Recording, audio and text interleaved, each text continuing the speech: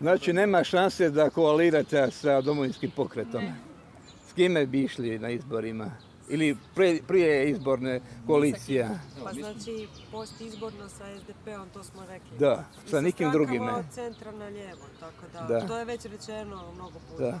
Kakve šanse u Bjelovaru, u Bjelovarskoj županiji da dobijete nekoga u Sabor, zastupnika?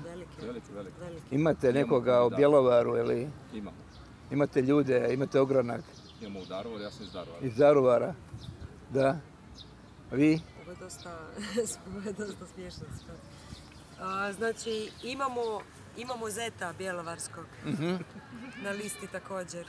Da? Da. Koji je to? Branko Ančić. Ančić. Ja sam inače Bjelovarčanin, pa eto, pa onda znam kako se sviđa Bjelovar. Super. Jako lijepo.